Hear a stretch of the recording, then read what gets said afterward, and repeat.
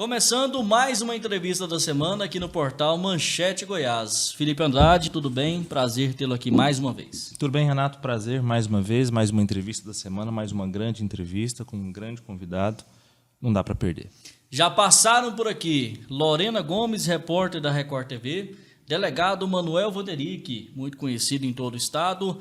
Também passou por aqui o deputado Coronel Dailton. E médico infectologista, Dr. Marcelo Dar. Dr. Marcelo Dar. Se você perdeu, não assistiu alguma dessas entrevistas, acesse o nosso canal no YouTube, Manchete Goiás, playlist, entrevistas da semana.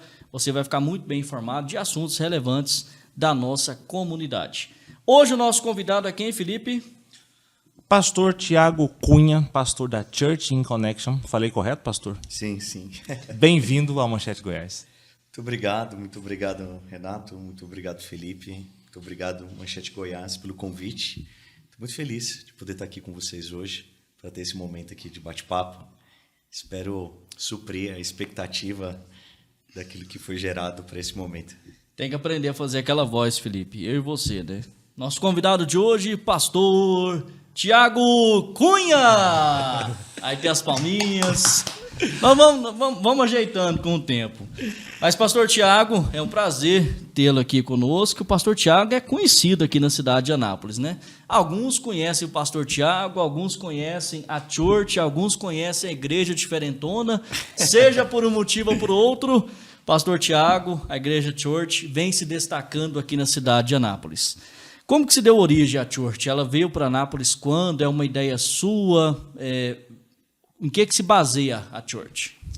Então, eu conheci a minha esposa em Brasília e ela pertencia à Igreja Presbiteriana Renovada. A Igreja Presbiteriana Renovada, ela tem um seminário de formação pastoral na cidade de Anápolis. E aí, quando nós casamos e tal, nós decidimos vir fazer o curso e tudo mais e ter essa formação presbiteriana. E aí, durante 6 a 7 anos, eu fui presbiteriano, pastor presbiteriano, me formei aqui na cidade, assumi uma congregação da presbiteriana, e depois, com uma mudança visual, de estilo e tal, tanto a presbiteriana como nós entendíamos e entendemos naquela época que deveríamos tomar rumos diferentes e tudo mais, mas a minha base é uma base presbiteriana. E como é que o senhor definiria hoje a Church? Então, eu até brinco, porque assim, nós somos presbiterianos, mas também somos assembleianos, porque acreditamos na manifestação dos dons espirituais. Nós somos batistas, porque acreditamos no batismo de imersão.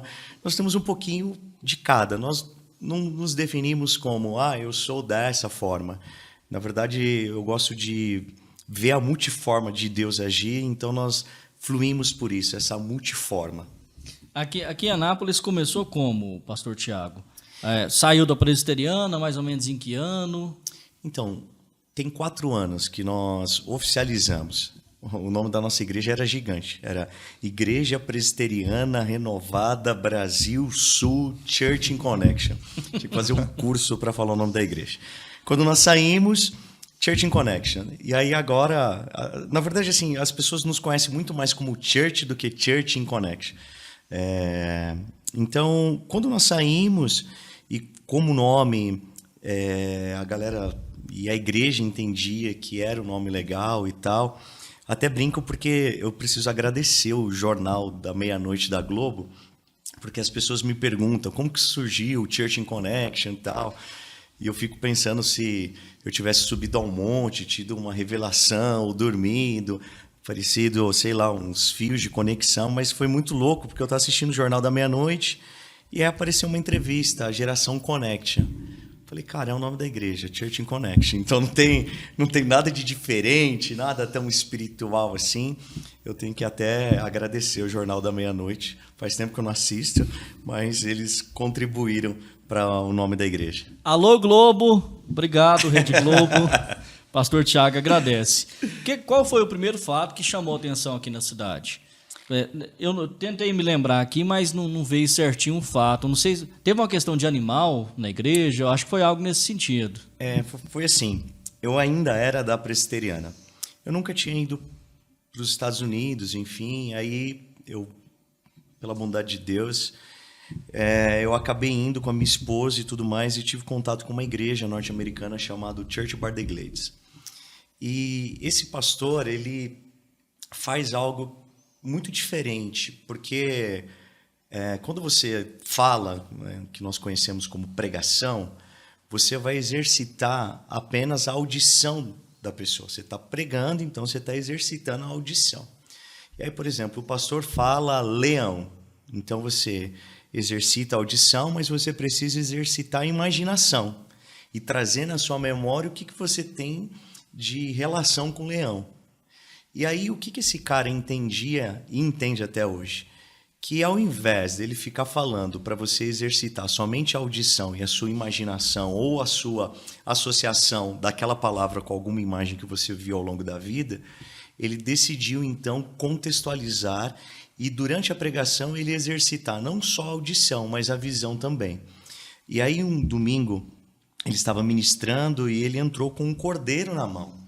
E ele pregou Jesus, o Cordeiro de Deus, porque Jesus ele tem essa representatividade como o Cordeiro de Deus que tira o pecado do mundo. E aí ele entrou com um cordeiro. Então o cara, ao invés de trazer à memória o que era um cordeiro ou o que é um cordeiro, ele está vendo o cordeiro. O pastor está ali mostrando, não, o cordeiro é isso aqui. E aí no final da pregação, ele disse assim, Jesus foi cordeiro até a cruz. Agora ele não é mais cordeiro, agora ele é o leão da tribo de Judá, que é a segunda figura representativa de Jesus em Apocalipse. E aí o que ele fez? Ele me puxa uma lona. O que tinha atrás da plataforma? Um leão vivo. Aí imagine, você vai para um culto de domingo, aí de repente o pastor começa a pregar sobre cordeiro. Daí você, putz, que negócio legal, diferente. Aí o cara vai além, o cara vai e coloca um leão. Então, tipo, quando eu vi aquilo, eu falei, cara, eu vou levar para Anápolis. Eu só não achei um leão para alugar aqui na cidade. Mas eu falei, cara, eu vou levar para Anápolis. Vou mudar meu estilo visual, de roupa. Vou mudar meu estilo de falar e vou mudar meu estilo de pregar. E aí, na época, nós fizemos a primeira série na igreja, chamada Facetas do Amor. No último domingo, eu coloquei uma Hornet em cima da plataforma, um carro conversível, enchi de sacolas e tal. E eu fiz a seguinte proposta: você está aqui, ou você ama Deus por aquilo que Deus pode te dar ou por aquilo que Ele é? Você está aqui porque você quer um carro? Você está aqui porque você quer uma casa? Você está aqui porque você quer uma moto? Ou você está aqui porque você realmente entende que Jesus é a coisa mais importante da sua vida? E aí, daquele dia em diante, as coisas começaram a mudar. E aí eu tive, acho que o que trouxe a primeira coisa de falar assim, cara, saiu na cidade, Jesus ele fala sobre ser prudente como a serpente e ser manso, simples como a pomba. Aí eu aluguei uma pomba. Comprei uma pomba e levei no púlpito. Só que também, da mesma forma, eu aluguei uma jiboia de, acho que 1,5 metro, 2 metros. E aí eu levei, olha, Jesus fala sobre a pomba, é isso aqui, e Jesus fala sobre a serpente, que é isso aqui. Só que as pessoas associam o animal com a personificação do diabo, e não tem nada a ver uma coisa com a outra. Porque se você matar todas as cobras do mundo, você matou o diabo? Não mata. Então, quando eu levei, os caras, o cara levou o demônio em cima da plataforma e tudo mais. Mas, com o passar do tempo, as pessoas vão entendendo que não tem relação nenhuma, né? E os irmãos da igreja, o seu público, como é que reagiu naquele momento ali? Eu acho assim, o cara que é membro da igreja sabe de que forma nós somos. Então não surpreende. Porque assim, eu não era tão louco assim, eu era menos. Mas eu tinha uma dose de loucura. Então assim, a igreja já tinha uma proposta diferente. Não acordei um dia e fiquei doido da cabeça. Eu já era, mas era talvez de uma dose um pouco mais comedida, por ser de uma igreja tradicional e tudo mais. Só que quando eu vi que o cara estava falando uma linguagem que todo mundo entendia, porque, por exemplo, Jesus ele fala sobre trigo e joio. Vocês que são da igreja provavelmente já ouviram esse sermão. Trigo e joio dentro da igreja. Você entende que é o que é bom, o que é ruim. Eu sou pastor há 15 anos. Eu não sei o que é joio. Você pode colocar aqui na minha frente, eu não vou dizer se isso aqui é joio ou não. Eu não sei o que é. Trigo eu sou tranquilo. Só que na minha geração, a avó fazia o bolo, a mãe fazia o pão. Então, trigo, para mim, é de boa. Tenho quase 40 anos. Agora, como que eu pego um menino de 13, 14 e faço uma pregação de trigo e joio? O cara já não sabe o que é joio, vai pensar que é molho shoyu. O cara, em trigo, também não, porque não tem hoje. Você vai fazer... Sua mãe faz bolo na sua casa, sua mãe compra o bolo. Sua esposa não faz pão na sua casa, sua esposa compra o pão muito mais rápido. Então, a ideia é você simplesmente contextualizar. Então, o que nós começamos a fazer e o que eu vi que o cara fazia era isso. Fazer com que todo mundo, o cara que pisou na igreja pela primeira vez ou o cara que nunca pisou, ele vai entender. Essa é a proposta. Por ser de uma... Desculpa, Felipe, estou empolgado aqui fazendo várias perguntas. Por ser de uma igreja tradicional e ter essa mudança logo depois, como foi na sua mente isso? Porque não foi um dia que você acordou e mudou radicalmente. Talvez já tinha essa vontade, esse desejo, mas era mais comedido. Como que foi para você entender o seu chamado desta maneira que é o Tiago hoje, o pastor Tiago hoje? Existe algo que a igreja ela não valorizava, que se chama pessoas criativas.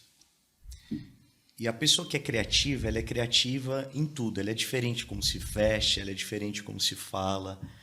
E eu entendi o seguinte, é uma característica, é um dom que Deus me deu de ser criativo. Isso não me faz nem melhor e nem pior, isso só me faz diferente. E durante esse processo dentro da igreja, eu nunca vi isso anteriormente como algo positivo. Mas depois eu comecei a ver que isso é extremamente positivo. Porque de 100 pessoas que nascem no mundo, uma é criativa. E criatividade você não compra. Não tem como você chegar a fazer curso para ser criativo, não vai adiantar. E você não vai conseguir ser. E a igreja ela nunca conseguiu valorizar no sentido de aproveitar essas pessoas.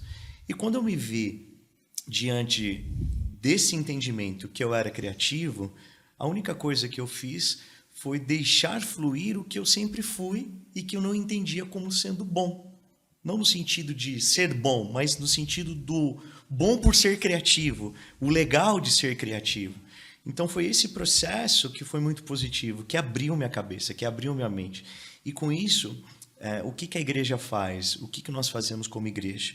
Essas pessoas que são criativas, ao contrário daquilo que eu vivi, eu aproveito essas pessoas. Porque eu entendo e vou mostrar para elas que para o reino de Deus, e não só para o reino de Deus, para a cidade de Anápolis, para a sociedade, para o Brasil, para o Estado, elas podem ser muito bem aproveitadas. É um público específico, né? Pessoas mais jovens, comparado com outras denominações evangélicas e, de certa forma, há alguns rótulos também. E aí o próprio Renato já colocou, o senhor pontuou também a respeito da igreja diferentona aí. Como é que vocês lidam com esses rótulos? E aí uma segunda pergunta, o senhor acha que essa característica é uma tendência da igreja que tende a ir para outras denominações também? Ou o senhor acha que é algo que vai ficar restrito? Uma denominação adota mais esse estilo e outras seguem um estilo mais conservador? Assim, eu tenho poucas pessoas mais velhas. O nível, talvez, a faixa etária da igreja seria de 55, estourando 60 para baixo. Mas são muito menos do que a quantidade, talvez, de pessoas como eu, com filhos pequenos e tudo mais. Eu faço um comparativo. No meu culto, vou colocar antes pandemia, de jovens, 200, 250 jovens. Culto de domingo, que é o culto da família e tal, nós tínhamos em média 900 a 1.000 pessoas. Então, é um público misto. E hoje eu vejo que eu tenho mais famílias do que provavelmente jovens. É natural que com o passar do processo, do ciclo de uma denominação, a tendência é o envelhecimento. Todo mundo passa por isso. A Presbiteriana um dia foi uma igreja jovem. A Assembleia de Deus foi uma igreja jovem, mas a tendência é o envelhecimento normal. Então, eu acredito que nós vamos viver isso. Só que acho que a grande sacada é mais ou menos o seguinte. eu acredito que não existe sucesso sem sucessor. Então, o que eu penso é, se o negócio for só o Tiago, então a tendência é que vai envelhecer e vai acabar. Porque quando alguém morre, o negócio morre também. Mas quando eu acredito nesse processo de formação de pessoas e fazer com que o ciclo continue. Por exemplo, hoje eu tenho um grupo de mais ou menos umas 10 pessoas que são os futuros pastores da igreja. Essas 10 pessoas, acho que o mais velho deve ter 35 anos. Então, existe esse entendimento desse ciclo que vai se renovando, porque eu acredito que a gente tem que passar o bastão. Então, hoje eu me sinto um cara legal, jovem, com a mentalidade diferente. Mas daqui 10 anos, a galera vai chegar para mim e falar, pastor, foi massa, foi legal, foi criativo, mas agora é diferente. Eu gosto muito de usar o exemplo da Coca. A Coca-Cola ela tem mais de 100 anos. É a bebida mais vendida do planeta. Há muitos anos. E a pergunta é, por quê? Sendo que se você toma o mesmo bebido ou consome o mesmo produto ao longo de uma vida, a tendência é enjoar. Eu não quero mais, não aguento mais. E por que ninguém enjoa da Coca?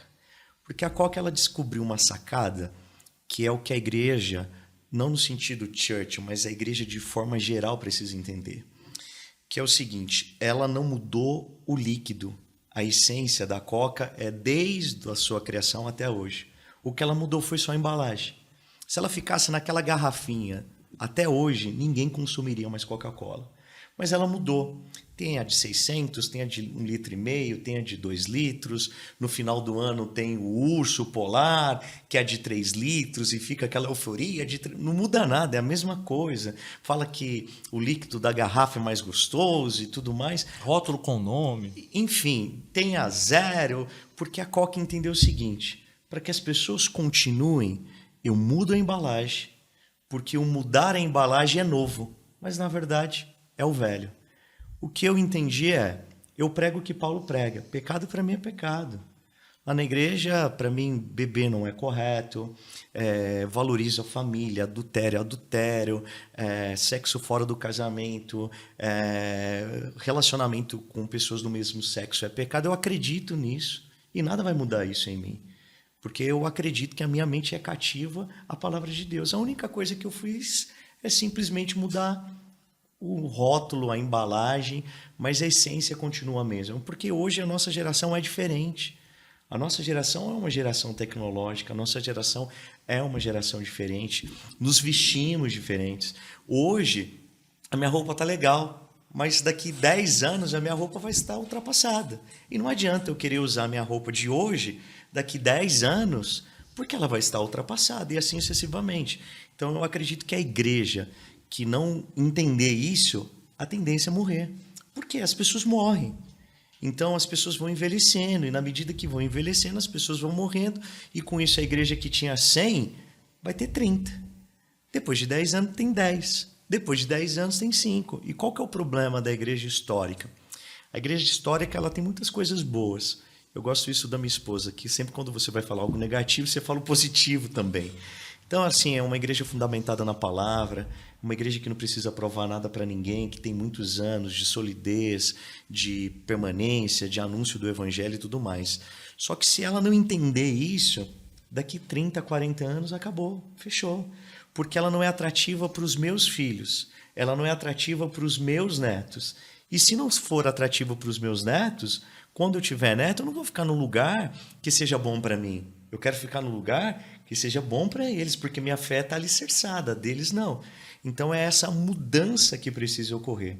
Porque se não ocorrer, não é uma coisa de moda, é uma coisa de contextualização. Sem a contextualização, a tendência é fechar mesmo. E como é que é o relacionamento da Church com outras denominações diferentes, de certa forma? E hoje ainda é mais conhecido, né? Todo mundo em Anápolis já ouviu falar. Em Anápolis e em Goiás até, né? Mas e no começo era diferente do que é hoje? Tinha um certo preconceito de o pastor tatuado, o pastor vestido moderno. Eu não tinha nem tatuagem, viu? Desculpa. Eu até brinco o seguinte, eu durante a minha adolescência, até os 18 anos, eu fui usuário de droga e tal. Vivi uma vida muito louca. E aí, eu comecei a fazer tatuagem, eu tinha 34 anos, foi minha primeira tatuagem. Já era pastor, já era pai e tudo mais, eu não tinha. Minha mãe odeia mesmo. Minha mãe chega para mim e fala assim, olha, você usava droga, você nunca fez tatuagem, agora você virou pastor. Eu falei assim, mãe, qual é a relação disso? Mas minha mãe odeia tatuagem. Mas, assim, na época não tinha. Por exemplo, a nossa igreja foi a primeira que pintou de preto, talvez o que chocou muito. Só que existe uma coisa que eu aprendi com um mentor chamado Ivailton José Soares. Foi um cara que mudou a minha vida e que me ensinou muitas coisas que eu sou hoje. Ele é o diretor do seminário. E ele me dizia sempre assim, Tiago, o tempo sempre fala quem você é. Então não adianta eu ficar falando assim, cara, eu sou de Deus. O tempo vai mostrar isso. Não adianta eu ficar, cara, eu sou de Jesus. Não, cara, não julga pela parede, não julga pela minha tatuagem. O tempo vai dizer se isso daqui é realmente uma definição do meu caráter ou não. Então nada que eu fale vai mudar. E por isso que eu entendi o seguinte, até pegando um pouquinho do gancho da pergunta que eu não respondi, é sobre o rótulo. Eu não ligo, de coração, eu não ligo nada do que as pessoas falam. Tanto positivo como negativo. Mas mais negativo eu não ligo. Por quê? Porque o tempo vai me dizer. E o tempo vai dizer para elas se eu sou de caráter ou não. Se eu sou um homem de Deus ou não. Se eu sou um homem que valoriza a família ou não. Porque não adianta nada eu ficar falando que sou. E aí com 30 anos de casamento eu traí minha mulher. Então é só o tempo que vai dizer se realmente eu valorizo a família, valorizo a minha fé. Então eu não ligo pelo rótulo talvez negativo que às vezes as pessoas colocam, mas eu acredito que o tempo ele vai dizendo quem você é. Agora, sobre as outras denominações, eu tenho muitos amigos. Assim, não dá para conviver sempre, porque eles têm as atividades dele, você tem a sua. A vida é muito agitada, é muito corrida. Para quem é pai, para quem é marido, é mais ainda. Mas eu tenho o pastor Micael, um cara que eu gosto, do Esconderijo do Altíssimo. É totalmente diferente da forma estrutural, mas nós os respeitamos. Eu tenho o pastor Bruno, eu tenho uma admiração muito grande pelo pastor Vitor Hugo, tenho uma admiração muito grande pelo pastor Clarimundo, pelo pastor Berthier, porque o que eu quero e o que eu ensino para essa geração é o seguinte, o pastor Berthier, o pastor Clarimundo, eles não são os meus inimigos. Eu não estou disputando nada com eles. A igreja não é um entendimento de público, não é um mercado. Eu não estou disputando para ver quem vai ter mais e no final eu vou dizer que ele está certo ou que eu estou errado e vice-versa. Pelo contrário, esses homens de Deus do passado, eles facilitaram minha vida. Hoje, para mim pregar o evangelho em Anápolis, é facílimo. Eu não tenho perseguição, a cidade é praticamente toda evangelizada. Eu até brinco, o dia que eu tive contato com o pastor Berthier, eu falei assim, pastor, para encontrar endemoniado aqui é até difícil, você não consegue nem encontrar, porque os caras fizeram algo muito positivo para mim. Então a minha geração não está em choque com a dele. Da minha parte não, eu acredito que nem da parte deles. Eu não sou rival deles. Pelo contrário, eles construíram algo para que eu pudesse estar hoje estabilizado e que amanhã eu estou construído para outro cara que vai vir em Anápolis, que vai aparecer, que nenhum legado é perpétuo. O único legado perpétuo é o de Cristo. Por isso que as portas do inferno não prevalecem contra a igreja de Cristo, não contra a Assembleia de Deus, contra a Church, contra a Presbiteriana, contra a Vida Nova, não contra a igreja de Cristo. A igreja de Cristo é maior do que o Vitor Hugo, maior do que o Clarimundo, maior do que o Tiago, maior do que todos os homens. Então, para mim, esses caras, assim, eu sou muito grato mesmo. Igrejas têm doutrinas, né? Sim. Estatutos, recomendações, né? Que devem ser seguidas. O que tem na Church que é diferente ou é basicamente tudo igual? Então, nós temos, a nível burocrático, o que todas as igrejas têm. Estatuto, atas de reuniões, nós somos presbiterianos ainda. Só não temos o conselho, o presbítero, mas nós temos amigos que participam de nossas decisões. costumo dizer o seguinte, eu me lembro um dia que eu encontrei o pastor Márcio Valadão do Diante do Trono, ele disse assim, Tiago, você pode fazer tudo, você só não pode pecar. Então, o que nós temos de entendimento é, você pode fazer tudo, você só não pode pecar. Tirando o pecado, você está liberado para o restante. O senhor comentou no começo, senhor por educação, sobre bebida. Bebida na pregação você não recomenda. Assim, ó, esses pontos assim que chamam mais a atenção das pessoas, por exemplo, tatuagem. Por exemplo, se você me perguntar, pastor, é pecado? Eu vou dizer que não. Eu não acho que é pecado você beber. Mas eu acho que é pecado você beber no Brasil. Existe uma grande diferença do que é bebida para nós do que é bebida para o europeu. Eu até brinco com os meninos, eu não bebo, já tem muito tempo. Desde o dia que eu assumi meu pastoreio, eu nunca mais bebi. Mas eu vou para os Estados Unidos, cara, eu fico morrendo de vontade de beber. Porque a propaganda da cerveja de lá é incrível. É o cara em uma roda de amigos, é família. Assiste a propaganda da Heineken na Champions League. Cara, é legal, é um negócio massa, bem elaborado. Agora pega as propagandas de bebida do Brasil. Mulher pelada, sexualidade, sexo, exagero, doidura, chapação. É totalmente diferente. Então eu acredito que no Brasil não existe uma estrutura espiritual, até porque nós somos uma nação que é muito voltado para o alcoolismo. É uma estrutura que vai muito pelo apelativo da sexualidade, e uma coisa não tem nada a ver com a outra. Então, eu acredito que no Brasil é pecado. Mas se eu morasse na Europa, se eu morasse, sei lá, em Londres, que é um país frio pra caramba, se eu morasse na Escócia, cara, eu não via como problema. Tatuagem.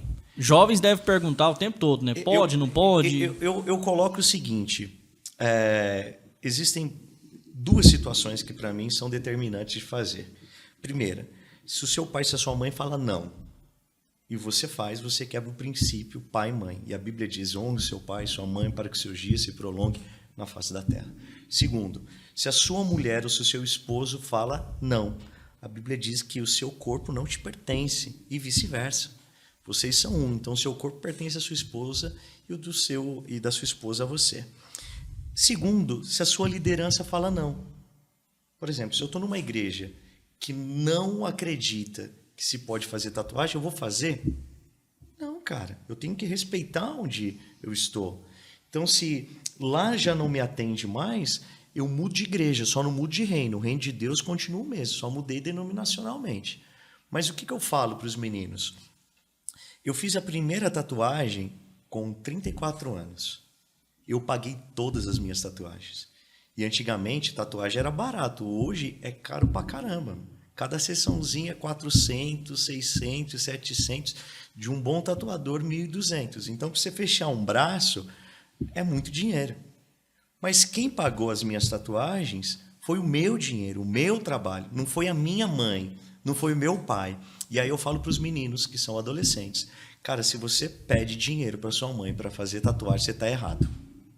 A primeira coisa antes de você fazer uma tatuagem é arruma um emprego. Hein? Já que você quer fazer, sua mãe quer te liberar, arruma um trabalho. Então tem muitas coisas que você pode instruir sem utilizar a palavra pecado. Porque qual era o problema da igreja? Eu só falo pecado. E quando se fala pecado, não tem negócio, não tem argumentação. Você vai argumentar daquilo que é pecado, mas não está lá, não está escrito. Como que eu vou justificar como pecado? Então não existe nenhum texto, não tatuarás. O que se tem é um texto de Levíticos que é assim, 1 quilômetro de distância para aquilo que é tatuagem hoje, na minha visão. E de boa parte da galera que estuda aquele texto. Só que eu entendo o seguinte, cara, é muito melhor eu entender honra o seu pai. Por exemplo, minha mãe não gosta. Mas, quando eu morava lá, com ela não tinha. Já minha esposa não liga. Hoje eu tenho, porque eu tenho que dar satisfação hoje para minha mulher, não é mais para minha mãe. Eu cortei o cordão umbilical quando eu casei. Então, a única coisa que eu faço é instruir de uma forma melhor.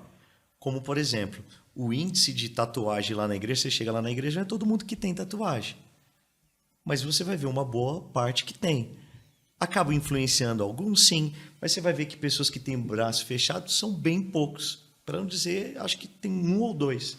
Que a maioria não é, e não vai fazer por causa só porque você faz porque gosta. Dízimo, deixa eu aproveitar só porque A church é conhecida Vai como... vai ter que fazer 2 programas, viu? Ó. Porque a gente está no primeiro bloco, faltam 15. A church é conhecida pela sua ação social na cidade. Tem-se o elogio de, independente da denominação, de reconhecer isso. E o dízimo tem relação com isso? Como que vocês conseguem... qual que é a visão da church em relação ao dízimo e como que vocês conseguiram tanto êxito nesse trabalho social, ajudar pessoas? Eu acredito assim, tudo que Deus nos dá, ele precisa alcançar alguém. Como, por exemplo, eu não vejo problema de você ter dinheiro. Eu não vejo problema dele ter dinheiro. Eu não vejo problema de eu ter dinheiro. A única coisa é que o dinheiro que me alcançou precisa alcançar alguém. Precisa atingir alguém. Como, por exemplo, o ano passado, acho que foi um ano retrasado, nós tivemos uma notícia de um suposto morador de rua que morreu de frio. E aí, no culto de domingo, eu falei, galera, isso não pode acontecer em Anápolis. Então, todo mundo vai tirar a blusa agora e nós vamos entregar para os moradores de rua. Só que os caras estavam usando blusa de culto de domingo. Eu mesmo estava com uma blusa que eu comprei em Portugal. Eu amava minha blusa. E eu falei, cara, eu vou dar minha blusa. Aí a galera falou assim, pastor, mas se o cara vender? Não importa. Porque a dádiva da vida não é você ter uma blusa legal. A dádiva da vida é, além de você ter uma blusa legal, você conseguir dar essa blusa. Porque o evangelho fala muito mais sobre aquilo que você está disposto a dar do que aquilo que você está recebendo simplesmente. Então, antes da última paralisação, acho que nós ficamos 25 dias, alguma coisa assim. A prefeitura tinha lançado e depois o governo do estado, acho que 25 a 35 dias. Abriu na segunda e na terça ou na quarta ia fechar de novo. Na terça-feira nós nos reunimos, eu pedi para que as pessoas doassem os tênis, e aí eu doei um tênis de R$400, um monte de gente, tênis caro pra caramba, e aí nós doamos para os moradores de rua, e naquele dia nós levantamos, especificamente, só naquele dia, não são todos, mas naquele dia, nós pegamos 100% dos nossos dízimos, 100% das nossas ofertas daquele dia, daquela terça-feira, e compramos cestas básicas.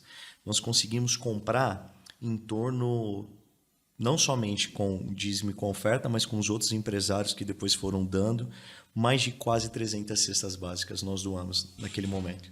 Porque nós acreditamos que esse deve ser o propósito. O que passa em nossas mãos precisa alcançar em alguém. Só que, assim, isso não tira da minha vida o entendimento seguinte, eu não preciso ser um franciscano. Eu quero ter uma casa legal, eu quero ter um carro legal, eu quero ter uma roupa legal, eu quero ter um tênis legal, eu quero ter uma calça legal, eu quero ter um relógio, eu quero ter um celular legal. Isso não é ruim, porque senão o problema é que as pessoas levam para o extremo. Ou eu sou miserável demais, ou eu sou rico demais. O problema não é o dinheiro. O problema, Jesus ele vai dizer isso, é o amor que você tem. E eu acredito que, por isso que eu não sou pastor da church, eu sou pastor de Anápolis, é diferente. Se eu sou pastor da church, eu estou lutando pelo meu projeto, pela minha denominação. Se eu sou pastor da cidade, eu estou lutando por algo maior. Eu não me vejo pastor de 1.000 pessoas, eu me vejo pastor de quase 400 mil. Essa é a diferença. Então, se eu sou pastor da cidade, eu preciso ser efetivo na minha cidade, não na minha comunidade. Porque senão eu vou cuidar só de quem é da church. Vou perguntar quem está precisando de cesta, vou pagar a conta de água, de energia. Mas se eu entendo que eu sou pastor da cidade de Anápolis, eu preciso saber se os moradores têm um lugar para dormir, se tem um lugar para comer. Como, por exemplo, no início da pandemia nós tínhamos uma casa e nós tínhamos 3 moradores de rua nessa casa. Durante o período da pandemia foi chegando morador de rua para o lado do vento. E foi muito louco que nós encontramos um casal que morava no Monte da Capuava, uma cadeirante e o seu esposo, porque não tinha lugar para morar, e é um lugar onde um monte de cristão vai lá para orar e tal, e tinha um casal morando lá no meio do monte. E aí o que nós começamos a fazer? Trazer essa galera, e hoje nós não temos uma casa, hoje nós temos uma escola, que hoje nós abrigamos 58 a 60 pessoas, com café da manhã, almoço, café da tarde, jantar todos os dias, porque nós entendemos que nós não somos só da church, nós somos da cidade de Anápolis. Por isso que eu digo que eu amo ser anapolino, porque eu entendi que a minha missão e a minha responsabilidade como pastor transcende a minha denominação. Ela precisa ir além. E ir além, para mim, é a cidade como um todo. Só para bem colocado o comentário, mas a questão do 10% no final do mês, no começo do mês, tem essa doutrina na igreja ou não? Nós instruímos isso, mas o que eu entendo é o seguinte: a medida do dar é dar sem medida. No Novo Testamento, no Antigo Testamento, 10% é muito presente, Malaquias e tudo mais, é muito claro isso. No Novo Testamento, você pode pegar o Novo Testamento inteiro. Essa visão não existe. E por que não existe? Porque no Novo Testamento ninguém quer dar 10. O cara quer dar tudo. E se necessário for a vida. No Novo Testamento, a proposta de Jesus é maior. No Antigo Testamento, o cara dá 10% das cabras, dos bodes, das ovelhas, do campo. No Novo Testamento, o cara dá a família. Ele morre por uma causa. E eu gosto dessa frase quando o presidente esteve na igreja, que nós vamos falar um pouquinho sobre isso. Eu disse assim: se você não tem uma causa para morrer, você nunca teve uma causa para viver. E o evangelho não é uma causa de vida. O evangelho é uma causa de morte. Pode parecer uma frase de efeito, mas é para ter efeito mesmo. Porque isso é a proposta do evangelho.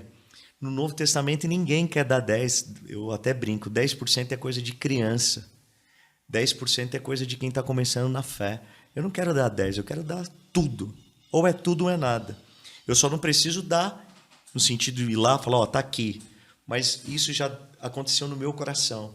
Eu gosto muito, eu me lembro um dia, o pastor Ivailton estava dando uma aula de Antigo Testamento, e ele falou assim: Abraão matou Isaac? E eu era sempre muito pedrão de querer responder primeiro e tomar a primeira bordoada. E eu disse: claro que não, né? Porque ele não sacrifica Isaac. E aí ele falou: claro que sim. Eu falei: não, o senhor está errado. Ele falou assim: não, você que está errado. Porque o sacrifício de Abraão não foi o físico. O Abraão sacrificou Isaac no seu coração. E é mais ou menos o seguinte: o cara que sacrificou a sua vida por Cristo, o dinheiro dele, a vida dele inteira está sacrificada, está entregue. Se Deus chegar para você amanhã e falar assim: vamos inverter, filhão? Você me dá 90, fica com 10? Como você já deu tudo, não tem problema, Deus. Porque é essa dinâmica maior. Então, o que eu instruo é o seguinte: falo de dízimo, falo de oferta, falo de 10%, natural. Mas eu falo o seguinte: cara, a proposta de Jesus é maior. Mas para quem está começando na fé, 10% está massa. Mas depois você vai para 20, para 30, para 50, até que você dá a vida inteira. Porque essa é a proposta final. Mas se Deus não ganhar seu tênis, ele nunca ganhou seu coração. Se Deus não ganhou seu celular, iPhone 12, ou 11, ou 10, ele nunca ganhou seu coração. Se ele não ganhou sua casa, ele não ganhou seu coração. Então essa é a proposta. Pastor, o presidente Jair Bolsonaro esteve em Anápolis e Sim. visitou a church, participou de um culto Muito lá louco. com vocês. Primeiro, qual que foi o objetivo e como é que vocês lidaram com as manifestações, claro, de apoio e as manifestações de crítica também? Cara, foi muito louco, muito louco, muito louco, porque eu tive a oportunidade de ter o presidente numa tarde da bênção. Você que é da Assembleia, sabe o que é bem tarde da bênção. Minha avó me levava na tarde da bênção e, moleque, eu dormia nos bancos da igreja. Não sei se você já dormiu nos bancos da igreja, aqueles bancão de madeira, aqueles inários, aquelas senhorinhas de coque, fogo descendo. Eu fui criado nesse ambiente com minha avó. E eu achei muito louco, cara, porque assim, a church, se eu for pensar em uma balança, não é uma igreja histórica na cidade, não é uma igreja política. Nós começamos a entender política agora, mas existem outras igrejas que já entendem há muito mais tempo do que nós. Nós não temos um peso, talvez, de uma denominação que tem 50 igrejas, 60 igrejas, 100 igrejas dentro da cidade ou fora da cidade. E, de repente, na igreja preta, do pastor tatuado, o presidente vai numa tarde da bênção. E aí eu cheguei à conclusão seguinte: se não for Deus, eu não sei o que é. Porque, e aí? Quem sou eu na fila do pão? Até postei isso no Instagram. comparado a tantas pessoas de tamanha proporção, cara, a gente tem uma instituição, a União Evangélica, o tamanho daquilo ali. E tantas outras situações, lugares que ele poderia ir, e de repente ele foi parar na igreja. Como é que foi esse processo? Vocês entraram em contato? Vocês receberam contato? Foi assim, eu conheci um deputado, o Major Vitor Hugo, e ele nos levou até Brasília, e nós fizemos um convite para o presidente.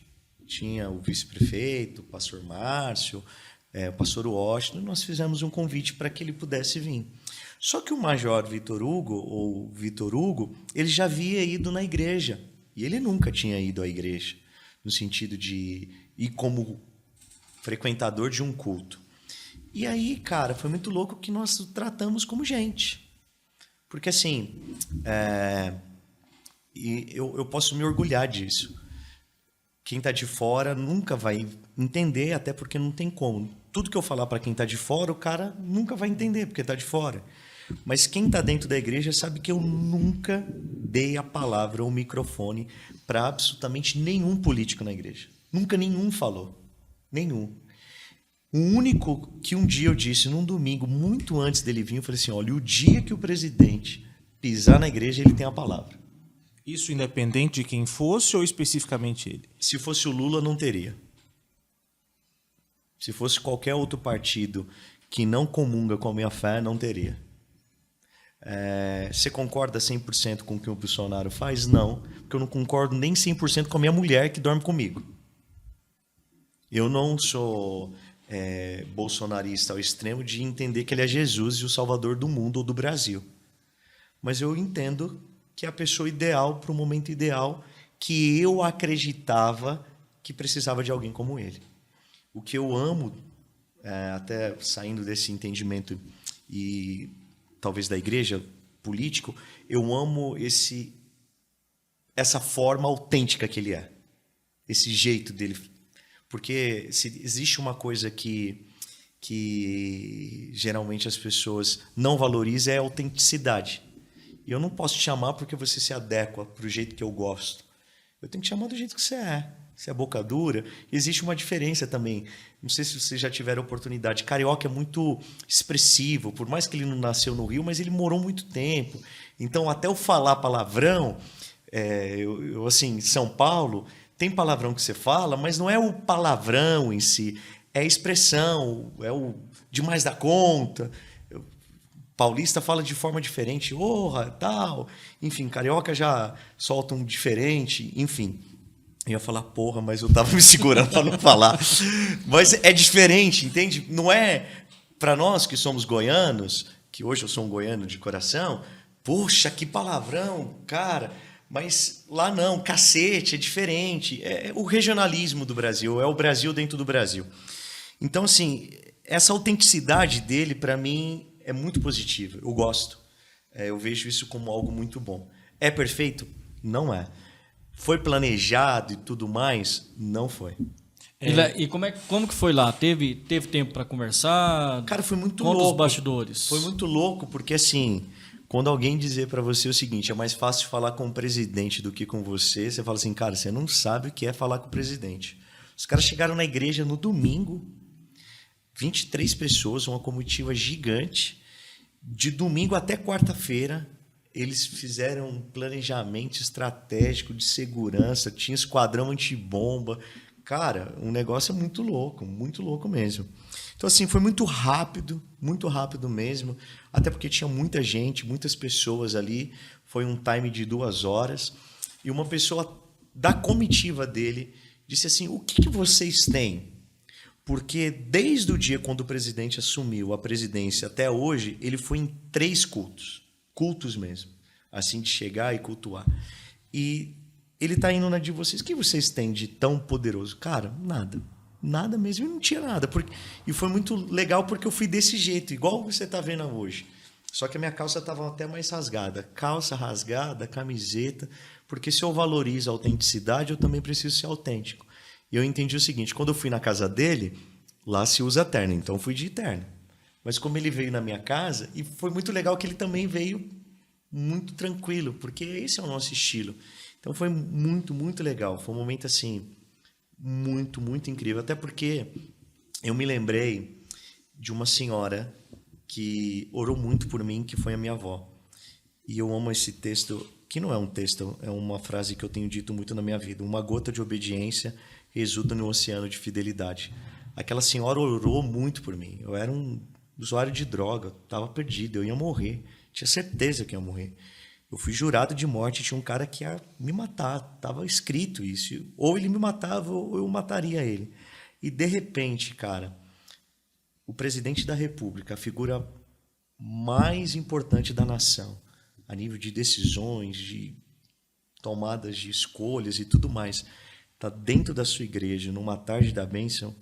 Para muitos podem pensar que é política, é profanação do templo, do altar, por isso que eu não ligo o que as pessoas falam. Mas para mim foi algo muito incrível, muito incrível. Um menino lá do interior, cara que chegou aqui em Anápolis com 3 parcelas de seguro-desemprego. Eu cheguei exatamente em dezembro, no dia 23, com 3 parcelas de seguro-desemprego. Nosso parente mais próximo morando em Uberlândia, nós não conhecíamos ninguém na cidade.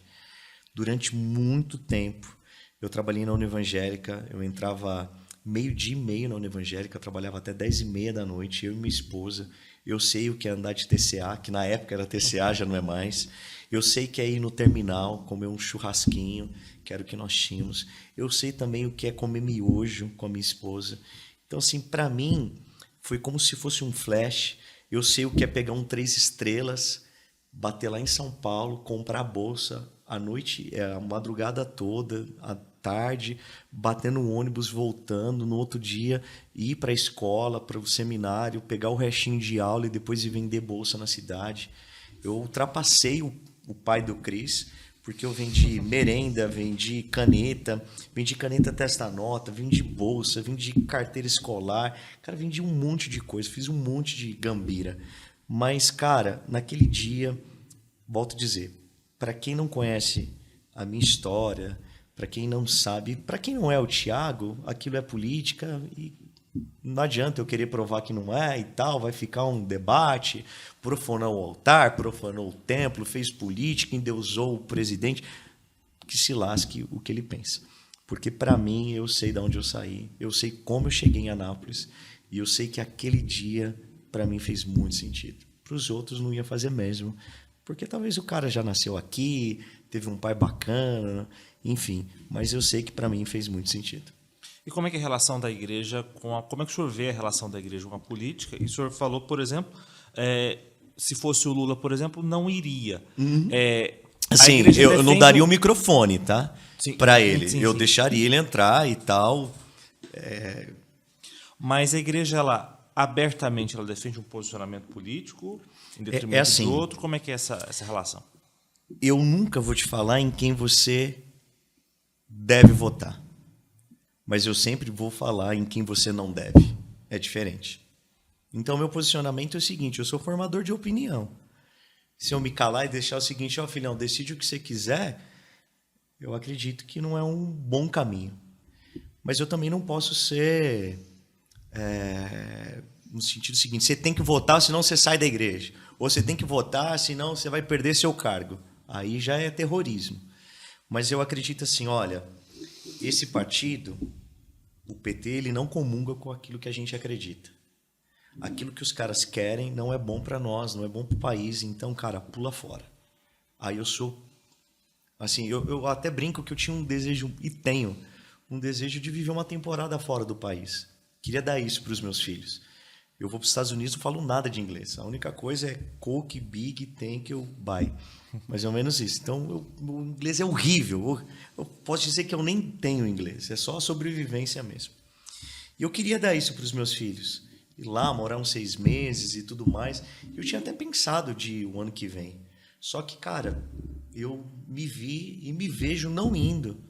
E com um dever moral e espiritual com a minha nação de participar o ano que vem ativo, tanto nas redes sociais como na igreja. Eu vou bater pesado mesmo. Não vota no PT, não vota no partido que não comunga com a nossa fé. Agora, em quem vocês vão votar é diferente, só não vota nesses. Naquela semana, o senhor pediu o desligamento de um cargo da prefeitura, não me recordo exatamente o que era. E aí gerou comentários, né? Que o prefeito não foi no evento, o pastor Tiago liderou o evento, aí ele pediu para sair ou foi dispensado. O que aconteceu lá naquela história? Foi o seguinte, o presidente foi e tal, beleza, vivi um momento lá, só que eu não queria que gerasse que o presidente estava ali para me promover como político. E eu também não queria que se passasse o entendimento que eu estava usando a cultura como uma plataforma política. Então, diante disso, antecipando um processo ou uma situação, eu fui até o prefeito e só eu e ele sabemos o que nós vivemos naquela sala. Eu sou muito grato ao prefeito, muito mesmo. E assim, eu não tinha noção da competência de quem é o prefeito Roberto Naves. E quando eu fui trabalhar com ele, eu vi um cara competente pra caramba. O cara é muito diferente. Eu não conheço os outros porque eu nunca estive envolvido. Mas o cara é muito competente, muito mesmo. E não é porque eu tenho algumas pessoas que trabalham ainda, que são da igreja e tudo mais, não é por isso. Eu vi a competência do cara no dia a dia. O cara é muito competente, muito compromissado com a cidade. Muito mesmo. E eu chorei pra caramba no dia que eu fui me desligar. Muito mesmo. E ele me aconselhou em muitas coisas. Foi muito louco que, assim, eu chorei mesmo, assim. Ele, enfim, eu estava vivendo um momento da minha vida pessoal e eu fui me desligar. E aí eu comecei a chorar lá no gabinete dele e tal. Não era pelo desligamento, por algo pessoal da minha vida e tal. E ele falou muitas coisas que falaram muito ao meu coração, aí que eu me derramei mesmo. Foi muito legal que daí eu falei assim, olha, quando eu estiver precisando de um conselheiro, eu vou vir aqui, o senhor tem tudo para ser um pastor. Ele, puta que pariu, eu não sou pastor não e tal. Aí já voltou a ser o prefeito normal, enfim. Mas que foi muito legal esse momento que eu tive com ele. Então, assim, eu não saí brigado com ele, não foi por, ele não vinha e tal, até porque acho que seria muito infantil da minha parte. Muito mesmo. Ele tinha os motivos dele. Enfim, ele também não precisa estar em tudo. Como eu também não preciso estar em tudo, eu não consigo. Enfim. Então, assim, eu não tenho problema algum com o prefeito. Saí em paz mesmo, muito em paz. E no dia que eu estive lá, eu disse assim, prefeito, o senhor tem a minha fidelidade. E ele me disse uma coisa que foi muito legal. Ele falou assim, Tiago, eu não quero a sua fidelidade, eu quero a sua amizade, que é maior do que isso. E eu vi um cara assim muito nobre mesmo. Então, assim, hoje, é claro que a vida de um prefeito é agitada. Ele é pastor de 400 mil pessoas aqui na cidade, quase 400, mas eu vou arredondar para ficar mais fácil. Então, é muita agitação. Então, assim, é um cara que eu aprendi a admirar. Não tinha dimensão. Até porque, assim, foi muito bom eu ter entrado, porque eu pensava que existia um cartão corporativo que você chegava com um documento lá, o cara passava o cartão, você saía com o dinheiro e fazia o que você quisesse. E eu fui descobrir que não é assim. A política é muito complexa. É um dom de Deus. E para o cara estar lá, é só por um chamado específico. Essa nova geração ela é muito combatida, ainda nesse assunto, por... Como que é a palavra? Cringe. Né? E aí, quem é cringe fala assim, esse pessoal nunca pagou um boleto na vida, a vida hoje é muito fácil. E aí, aprofundando no assunto, tem as Olimpíadas lá, uma atleta que não é ela nem ele, eles usam as nomenclaturas lá que eu não consigo nem expressar muito bem. Como que o senhor vê essa questão dessa nova geração que talvez não enfrentou quase nenhuma dificuldade da maneira que nós enfrentamos, né? Tem a dificuldade que eles enfrentam. E essa cultura aí do você seja o que você quiser, e é isso mesmo, tudo está certo, tudo pode. Como é que o senhor concilia isso com o evangelho? Eu vejo assim, essa geração é uma geração órfã. Por isso que eu acredito que uma das coisas que eu acredito que a bebida é pecado no Brasil, porque a bebida fez e faz uma geração órfã. O adultério faz essa geração ser órfã. Porque quem dá destino para uma criança, a mãe, são duas figuras muito diferentes. A mãe ela tem a responsabilidade do cuidar. Mãe é protetiva. Pai é diferente. Se você for olhar, uma mãe, quando segura a sua criança, ela vira a criança para cá, com o roxinho para o ombro, porque mãe é essa coisa, tá tudo em paz. A mãe tá aqui. Pai não.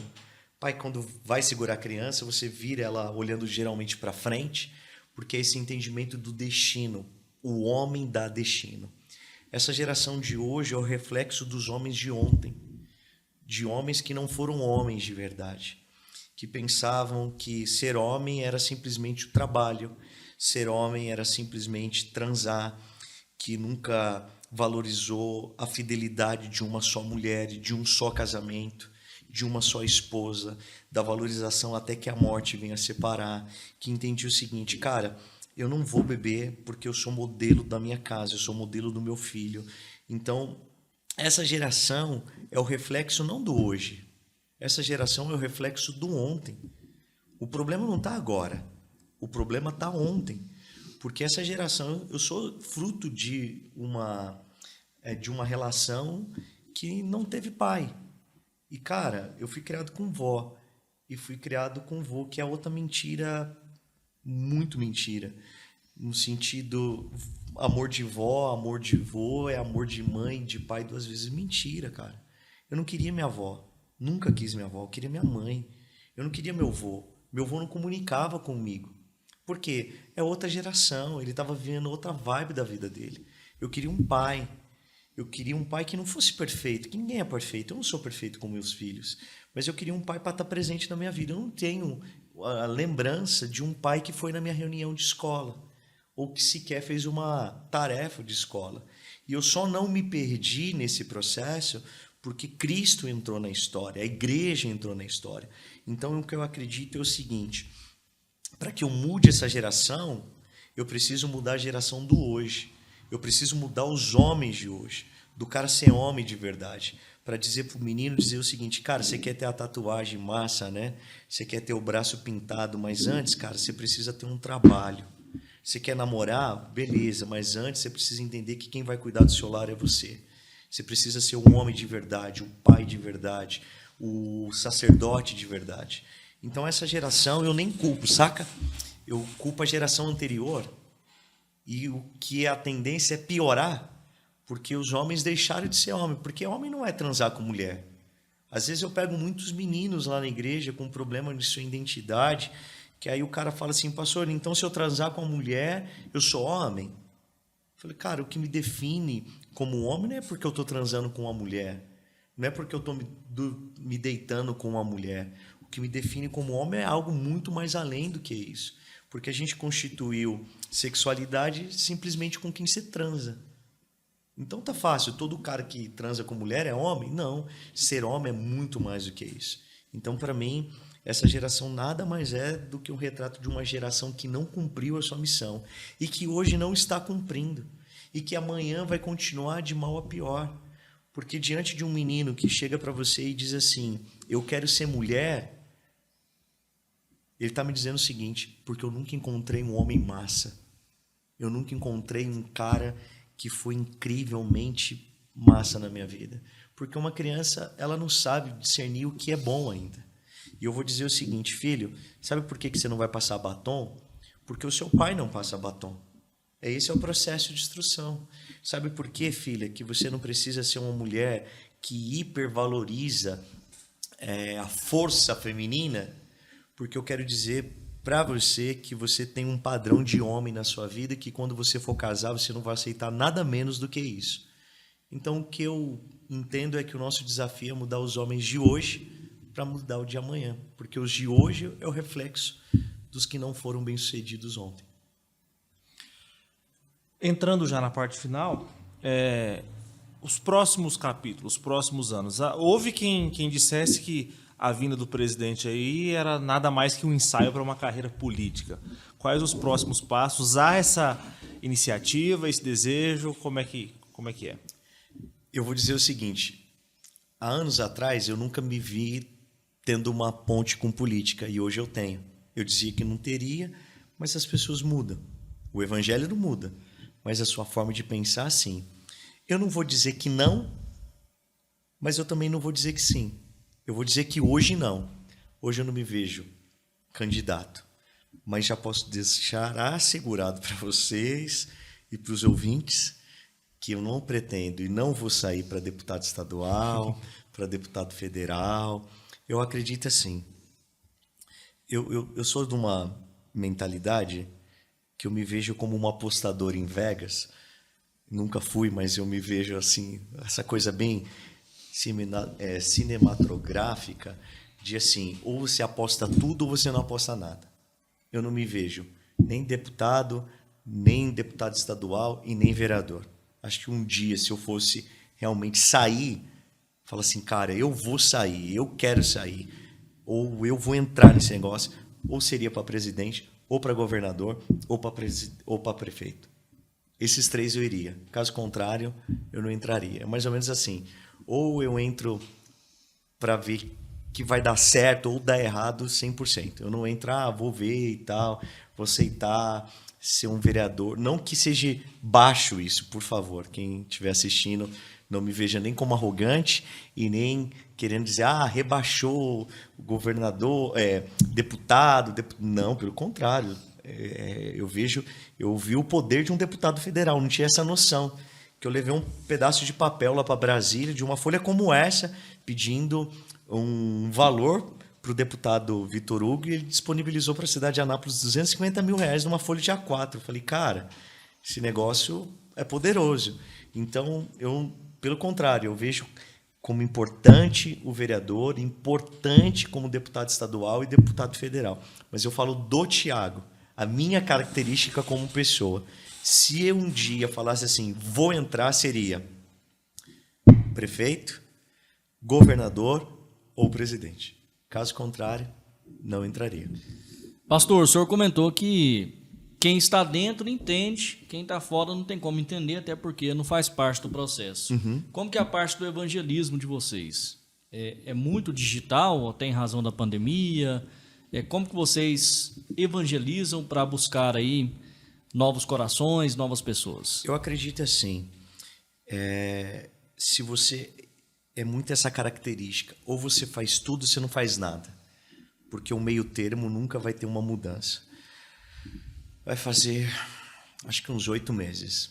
Apareceu uma menina na igreja que a sua forma de vestir, de falar, era um menino. Literalmente.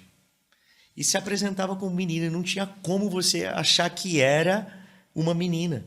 Porque o nome era de menino, o jeito de menino, a sua forma era de um menino. E aí nós começamos a conversar com ela e tudo mais. E a primeira pergunta é, por que você se vê como menino sendo que você é uma menina? Foi essa pergunta que eu fiz. E aí ela conversando e tudo mais, e depois de umas 3 a 4 conversas, ela disse assim, olha, o meu pai sempre sonhou em ter um menino. E ele dizia que queria um menino. E quando eu nasci, para ele foi a pior decepção que poderia ter acontecido.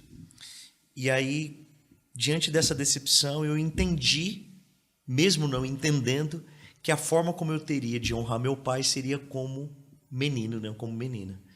E acabou que o pai dela morreu quando ela tinha 5 anos. E hoje ela tem 29. Ela, durante 28 anos, porque ela completou 29 na igreja, ela se via, se falava, se vestia e pensava como um menino. E aí eu comecei a conversar com ela e tudo mais, e eu comecei a entender que se eu não fizesse aquilo que eu tenho como proposta de vida, ela nunca ia mudar. E ela trabalhava em Anápolis, e ela tinha uma dependência emocional da dona da empresa. Ela trabalhava, para você ter uma noção, de terça a domingo, das 9 da manhã até meia-noite, de terça a domingo, para ganhar R$400, e faziam 3 meses que ela não recebia. Quando eu encontrei essa menina e nós começamos a viver uma coisa muito louca, eu entendi o seguinte, ou é tudo ou é nada. E até que um dia eu cheguei para ela e disse assim, você quer mudar de emprego? Ela falou assim, quero. Falei assim, você quer trabalhar como secretária da igreja? Falou assim, pastor, mas como que eu vou trabalhar? Eu não me batizei, eu ainda visto como menino, eu tenho jeito. Eu falei, não tem problema, eu vou pagar seu salário e a partir de hoje você vai ser minha secretária. E na época já tinha uma secretária. Só que eu entendi o seguinte, cara, ou é tudo ou é nada. E se a igreja não entende essa missão, se necessário for de contratar, de pagar, sei lá o que a gente precisa fazer, cada um tem o seu momento, mas eu entendi que é tudo ou é nada. Resultado, nós tivemos há uns 4 meses atrás, pela primeira vez na vida, ela comemorou e celebrou um aniversário. Ela nunca tinha celebrado um aniversário na vida. Segundo lugar, que foi muito louco, foi o primeiro aniversário que ela celebrou na vida e o primeiro aniversário que ela celebrou como mulher. Que ela teve a oportunidade de ter um aniversário todo decoradinho de rosa e tal. Foi muito incrível. E o que foi muito louco, que um dia eu cheguei para ela e falei assim, você já foi numa... como que é o nome da especialidade da medicina para mulher? Ginecologista. Ginecologista. Você já foi numa ginecologista? Ela falou, não, porque eu não sou mulher. Falei, você já foi no urologista? Ela, não, porque eu não sou homem. Falei assim, não, então você precisa ir. Qual que você quer ir? Ela falou, pastor, não sei. Eu falei assim, vamos no ginecologista? Falou, pastor, eu não tenho coragem. Eu falei assim, eu vou com você. Falou, sério? Eu falei, vamos. Aí o que nós fizemos como igreja? Pagamos para consulta dela na melhor ginecologista de Anápolis, a doutora Kênia, que para mim é a melhor. E eu tive a oportunidade de ir com ela na primeira consulta ginecológica. Porque eu acredito nisso, que a igreja ela precisa ir além. Porque se eu fosse talvez em um formato, eu ia entender que só o evangelho seria incrível, e é incrível. Mas se eu também não me propor a fazer algo que ninguém tem coragem de fazer, nada vai mudar. Agora, recentemente, está indo um travesti na igreja. Ele tem peito, ele tem seios, ele tem bunda de mulher, ele tem boca de mulher, ele tem roupa de mulher. E aí o cara converte. Eu olho para ele e falo assim, mano, tá massa, tá incrível. Fica com o seu peito, fica com a sua bunda, fica com o seu silicone e a gente se vê no céu. Não, eu tenho que entender que se um dia ele chegar para mim, e que eu creio que vai chegar, quanto que custa para remover a sua prótese? A igreja vai pagar com o nosso dízimo, com a nossa oferta, e nós vamos te dar uma dignidade. Como para ela também, ela não tem nada de seios, absolutamente nada. Vai chegar um dia, e eu já disse isso para ela, até brinco, eu falo assim, olha, eu vou pagar seus seios. E quando você for colocar, você não vai colocar pequeno não, você vai colocar grande. Ela falou, sério, pastor? Eu falei, sério, nós vamos pagar, porque o evangelho te dá dignidade. E essa é a nossa missão, resgatar a dignidade de quem não tem. E dignidade para mim não é só, vem para a igreja. Dignidade é pegar o dinheiro da igreja e dizer, o que você precisa? É de um peito? Vou colocar. É tirar o peito? Eu vou tirar. Porque essa é a proposta da igreja. Só que em contrapartida, até que a gente está terminando e não termina nunca, peço até desculpa, porque eu falo pra caramba. Você falou que fala muito, mas eu falo pra caramba. Eu entendo assim, eu vou pegar essas pessoas que nunca, talvez, vão ser aceitas, não porque a igreja é preconceituosa, porque a igreja tem uma estrutura que também as pessoas que estão lá não vão se enquadrar na minha. E por isso que eu volto lá naquilo que eu estava dizendo. O pastor da sua igreja não é meu inimigo. Ele só vai servir uma pessoa, por exemplo, uma senhora mais velha. A igreja vai ser muito barulhenta para ele. Ou para ela, no caso. Já essa pessoa que, por exemplo, imagine lá no seu culto de domingo aparece um travesti. Cara, a igreja não está formatada para aquilo. Mas a minha igreja é preta, é escura, ninguém vê ninguém lá dentro. Então, lá pode entrar um travesti de boa que ninguém vai saber que é um travesti. Entretanto, poucas pessoas sabem que todos os domingos está indo um travesti. Então, o que se faz de diferente, por exemplo, todo domingo na nossa igreja tem ex-morador de rua. Nos meus cultos de domingo de manhã, dá em torno de 50 ex-moradores de rua. Então, é uma proposta diferente, mas que também você vai atender pessoas que eu não vou conseguir ter a linguagem nunca, que não vai se adaptar à igreja, que não vai gostar da igreja. Então, assim, nós precisamos uns dos outros. Só que eu tenho essa característica, que, volto a dizer, não é melhor e nem pior, só é diferente. Então, já que eu entrei na chuva, cara, é para me molhar totalmente. Já que eu disse que eu queria ser diferente, eu quero pegar os diferentes e fazer coisas diferentes. E nós caminhamos nisso. Teve algo que a gente não comentou, que, aproveitando o espaço, Você deseja falar, Eu pastor? acho que a galera já vai desligar aí, já não aguenta mais. Todos os podcasts que eu participo, a galera fala, ó, em torno de 30, 40 minutos e deixa fluir. Só que eu falo pra caramba, falo muito mesmo. Eu tenho que exercitar esse outro lado. Eu quero criar um programa, vou chamar vocês para poder entrevistá-los, para exercer o ofício da pergunta e mais do silêncio. Mas assim, é isso, sabe? Eu me sinto muito privilegiado de ser pastor e me sinto muito privilegiado de morar em Anápolis, de coração. Eu já tive muitas oportunidades de ir em alguns lugares do mundo, para misericórdia de Deus. Mas, cara, eu não troco, se não for por um propósito específico, a cidade de Anápolis por nenhum lugar do planeta. Eu amo isso aqui. Isso aqui é muito bom. Eu até brinco que Anápolis é tão incrível que é a Europa do estado de Goiás. A gente usa blusa, é maravilhoso. Você pega essa oportunidade de dormir com coberta na época de frio. Frio é frio mesmo. É lógico que mudou muito. Eu lembro, há 10 anos atrás, Anápolis era muito mais fria. Hoje mudou demais. Amo quando dá meia-noite não tem nada para comer, só os espetinhos. Amo essas coisas que a nossa cidade tem. E olha que eu sou de São Paulo, que tem tudo, mas, cara, São Paulo está muito distante do meu coração. Então, assim, fiquei muito feliz pelo convite de vocês.